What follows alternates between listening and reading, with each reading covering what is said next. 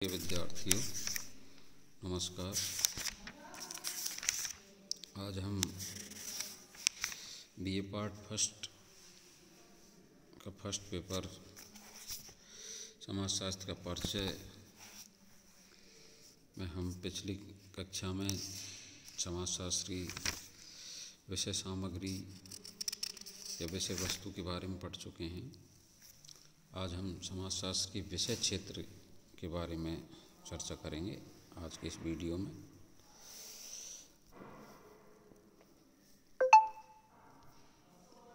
तो समाजशास्त्र का विषय क्षेत्र, स्कोप ऑफ सोशियोलॉजी। समाजशास्त्र एक नया विज्ञान है जिसके विषय क्षेत्र का निर्धारण करने का कार्य सरल नहीं है। इसके विषय क्षेत्र को तय करने में विद्वानों ने काफ़ी प्रयास किए। विषय क्षेत्र से तात्पर्य यह है कि इस विज्ञान के अध्ययन का दायरा कहाँ तक फैला हुआ है, इसकी संभावित सीमाएं क्या क्या हैं। समाजशास्त्र के विषय क्षेत्र के संबंध में दो संप्रदाय हैं, स्वरूपात्मक संप्रदाय और समन्वयात्मक संप्रदाय। प्रथम मत समाजशास्त्र को एक विशेष विज्ञान मानता है और द्वितीय मत इसे सामान्य विज्ञान मानता है। समाजशास्त्र के अध्ययन के क्षेत्र को विस्तार से समझने के लिए इन दोनों मतों का विवेचन निम्नलिखित है।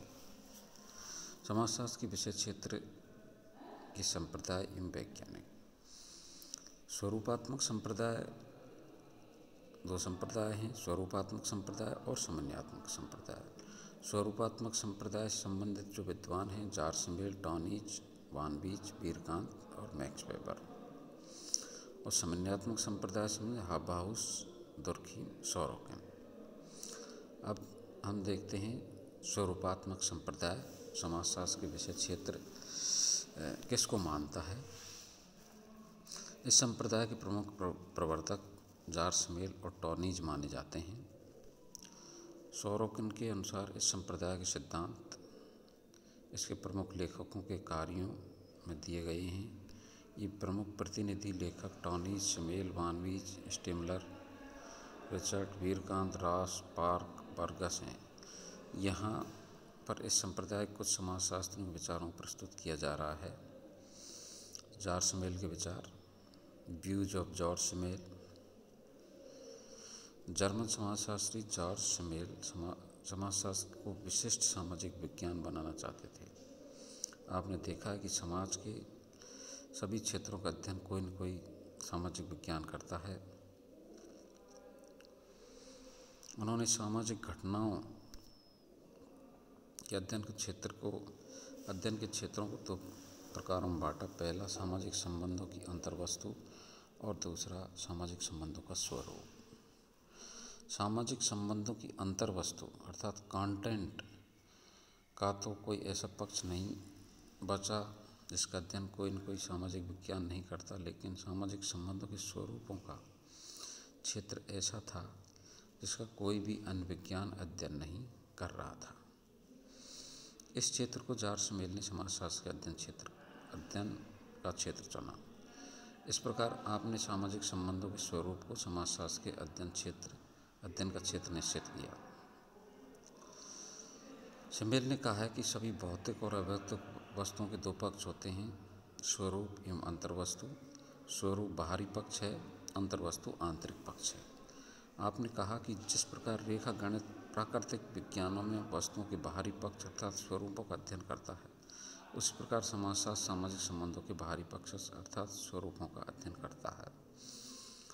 प्राकृतिक विज्ञानों में जिस प्रकार रेखा गणित है, उसी प्रकार सामाजिक विज्ञानों में समाजशास्त्र है। इस प्रकार शमेल समाजशास्त्र को एक विशिष्ट सामाजिक विज्ञान कहते हैं जो मानव के संबंधों के स्वरूपों, समाजीकरण के स्वरूपों, सामाजिक संगठन के स्वरूपों आदि का अध्ययन, वर्णन, वर्गीकरण, विश्लेषण और व्याख्या करता है। ये मानव के संबंधों के स्वरूपों की अंतर्वस्तु का अध्ययन नहीं करता। इस पक्ष का अध्ययन अन्य सामाजिक विज्ञान, अर्थशास्त्र, राजनीतिशास्त्र इत्यादि आदि करते हैं। रेखा गणित भौतिक विज्ञानों रेखागणित भौतिक वस्तुओं के स्थान संबंधी स्वरूपों का अध्ययन करता है, न कि उसकी अंतर्वस्तु का। इसे उदाहरण द्वारा समझा जा सकता है। एक ही प्रकार की आकार, लंबाई, चौड़ाई और ऊंचाई की बोतल हो, उसमें पानी, गंगा जल, दूध, तेल, चीनी कुछ भी भर दें, ये वस्तुएं बोतल का आकार ले लेती हैं, परंतु उन वस्तुओं के भरने से बोतल का आकार स्वरूप नहीं बदलता। जो वस्तुएं बोतल में भरी गई, उन पर भी बोतल के स्वरूप पर प्रभाव नहीं पड़ता। बोतल के स्वरूप अर्थात आकार का अध्ययन रेखागणित करता है और अंतर्वस्तु का अध्ययन संबंधित विज्ञान करते हैं। अंतर्वस्तु और स्वरूप के अध्ययन के क्षेत्र बिल्कुल अलग अलग हैं। घटना के अध्ययन दृष्टिकोण भी भिन्न भिन्न हैं। मानव संबंधों के स्वरूप में भिन्न भिन्न सामाजिक अंतर्वस्तु हो सकती हैं तथा एक ही प्रकार की सामाजिक अंतर्वस्तु के भिन्न भिन्न रूप हो सकते हैं। ये एक दूसरे को प्रभावित नहीं करते।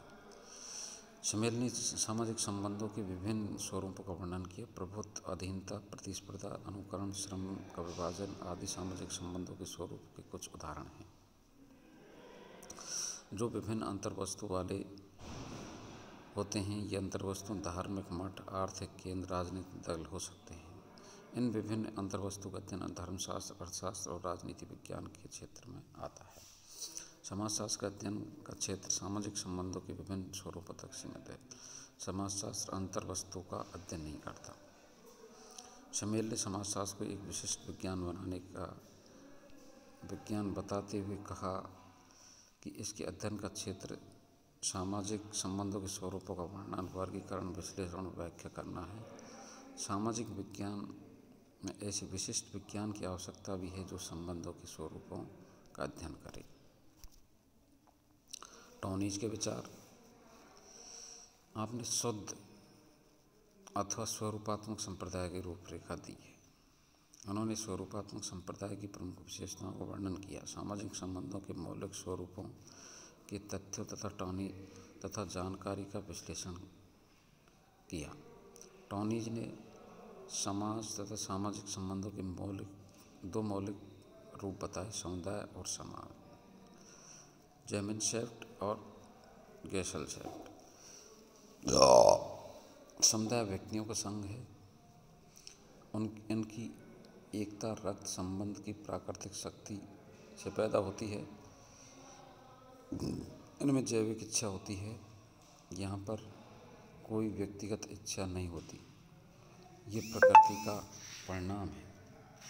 इस जैविक एकता के फलस्वरूप संपत्ति सारे समुदाय की होती है तथा परिवार कानून होता है। समुदाय व्यक्तियों के सामाजिक संबंधों का जाल है। समाज व्यक्तियों के सामाजिक संबंधों का जाल है। उसमें व्यक्ति अपनी व्यक्तिगत इच्छा के अनुरूप अंत्यक्रिया करते हैं तथा स्वयं उद्देश्यों को पूर्ण करते हैं। समाज प्रकृति की उपज नहीं है तथा किसी प्रकार के प्राकृतिक जीव भी नहीं है। आदिम समूह, परिवार तथा जनजाति समुदाय इसके उदाहरण हैं। ऐतिहासिक दृष्टि से ये समुदाय समाज से पहले बने थे। गेशेल्सेफ्ट प्रकार जेमिन्सेफ्ट से ही विकसित हुए हैं। मानव धीरे धीरे किसी भी समुदाय के प्रति एक लगाव रखने लगा है। वह अनेक बड़े बड़े समूह का सदस्य बनने लगा है। टॉनीज के अनुसार इतिहास में परिवर्तन समुदाय से समाज की ओर, लोगों की संस्कृति से सभ्यता के राज्य की ओर होता है। इस परिवर्तन की प्रक्रिया लौटती नहीं। संक्षिप्त में यह टॉनीज का स्वरूपात्मक सिद्धांत है। वान वीज के विचार। व्यूज ऑफ वान वीज। आपने शमेल के समाजशास्त्र के विचारों को अधिक व्यवस्थित रूप से विकसित किया। उन्होंने शमेल, रॉस, मैक्स वेबर के प्रति आभार व्यक्त किया, लेकिन इसके ऊपर शमेल और रॉस का प्रभाव अन्य समाजशास्त्रियों की तुलना में अधिक पड़ा। शमेल की तरह वान वीज ने भी समाजशास्त्र को एक स्वतंत्र विज्ञान के रूप में स्थापित करने का प्रयास किया। इन्हीं के शब्दों में, मेरा लक्ष्य समाजशास्त्र को निश्चित रूप से अन्य विज्ञानों से अलग तथा स्थिरता से व्यवस्थित और दृढ़ता से संगठित एक विशिष्ट विज्ञान का रूप देना था। शमेल की तरह वान वीज भी यही सोचता था कि विशिष्ट विज्ञान बनाने का मात्र यही तरीका था कि समाजशास्त्र मानव संबंधों के स्वरूपों या सामाजिक प्रक्रियाओं के स्वरूपों का विज्ञान है। उन्होंने मानव संबंधों को सामाजिक क्रिया के 650 स्वरूपों का वर्णन किया, जिसमें अंतर व्यक्ति संबंध और अंतर समूह संबंधों को वर्गीकरण का आधार माना था। सौरोखन के अनुसार वानवीज के विचार अन्यों से अधिक व्यवस्थित थे। वानवीज ने शुद्ध समाजशास्त्र को अंतर्वस्तु से बिल्कुल अलग रखा। इसके लिए उन्होंने सामाजिक संबंधों के स्वरूप और अंतर्वस्तु के परस्पर सभी संबंधों को खत्म कर दिया। वानवीज के अनुसार सामाजिक संबंध ही समाजशास्त्र की विषय वस्तु का एकमात्र वास्तविक आधार है। वीरकांत के विचार। इस संप्रदाय के प्रमुख विद्वानों में वीरकांत का भी अपना स्थान है। वीरकांत ने स्वरूपात्मक संप्रदाय के विचारों को आगे विकसित किया। आपके विचार जारसमेल के पद चिन्हों पर थे। सौरोखन के अनुसार वीरकांत के विचार वानवीज की तुलना में कम स्वरूपात्मक हैं।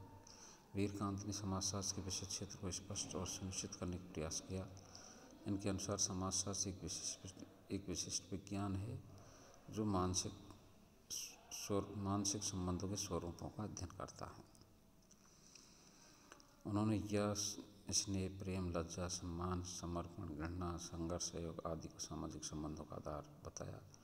समाजशास्त्र को संबंधों के जन्म और विकास का अध्ययन नहीं करना चाहिए, उसे मात्र उन आधारों का अध्ययन करना चाहिए जिनके कारण व्यक्ति एक दूसरे से संबंधित है।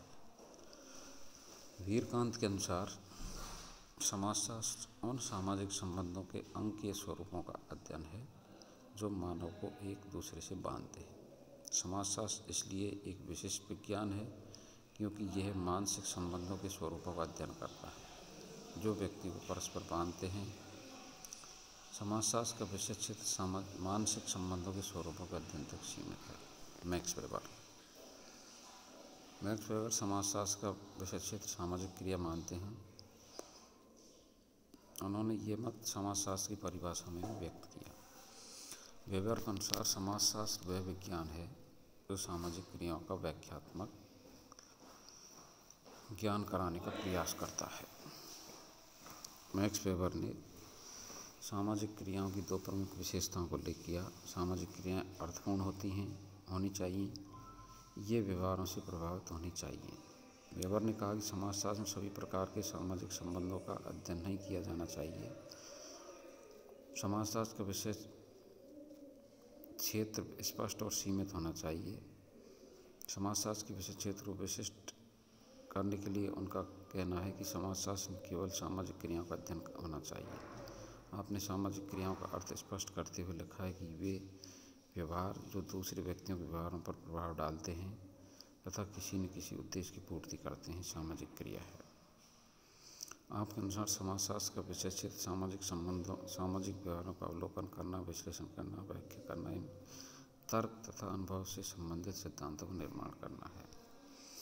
स्वरूपात्मक संप्रदाय संबंधित विभिन्न विद्वान समेल, डॉनी, वानवीज, वीरकांत, मैक्स वेबर आदि समाजशास्त्र का विषय क्षेत्र सामाजिक संबंधों के स्वरूपों को वैज्ञानिकों क्रमबद्ध अध्ययन है। स्वरूपात्मक संप्रदाय की आलोचना। Criticism of formal school. आलोचकों का कहना है कि समाजशास्त्र के विषय क्षेत्र को अन्य सामाजिक विज्ञानों से पृथक एवं विशिष्ट निर्धारित करने में इस संप्रदाय के समर्थक अपने प्रयास में असफल रहे। इसकी असफलताओं पर सौरोपेन, फचर आदि ने विस्तार से प्रकाश डाला। फचर ने तो स्वरूपात्मक संप्रदाय वालों को समाजशास्त्री ही मानने से इनकार कर दिया। फचर का कथन है कि यह संप्रदाय सामाजिक जीवन की व्यवहारिक प्रकृति की व्याख्या नहीं करता। सौरोकन ने इस संप्रदाय की आलोचना अपनी कृति कॉन्टेम्परेरी सोशियोलॉजिकल थ्योरी में अग्रलिखित की। नवीन विज्ञान का दावा आधारहीन, स्वरूप और अंतर्वस्तु का अंतर असंभव या मिथ्या, difference between forms and content is fallacious और इम्पॉसिबल। तीसरा है अवधारणाओं का प्रयोग दोषपूर्ण, डिफेक्टिव यूज ऑफ कॉन्सेप्ट्स। और चौथी आलोचना है failed of building pure socialism, शुद्ध समाजशास्त्र बनाने में असफल। निष्कर्षतः इन उपयुक्त आलोचनाओं का अर्थ ये नहीं है कि समाजशास्त्र में स्वरूपात्मक संप्रदाय बिल्कुल बेकार है। इन्होंने जो सामाजिक संबंधों के प्रकारों का वर्णन, प्रकारों का निर्माण तथा विश्लेषण किया, उनका समाजशास्त्र के उन क्षेत्रों में विशेष महत्व है जो मानव संबंधों तथा सामाजिक क्रियाओं का अध्ययन करते हैं। ऐसा कोई शरीर रचना विज्ञान नहीं जो शरीर क्रिया विज्ञान, पारिस्थितिकी विज्ञान के तथ्यों का उपयोग नहीं करता।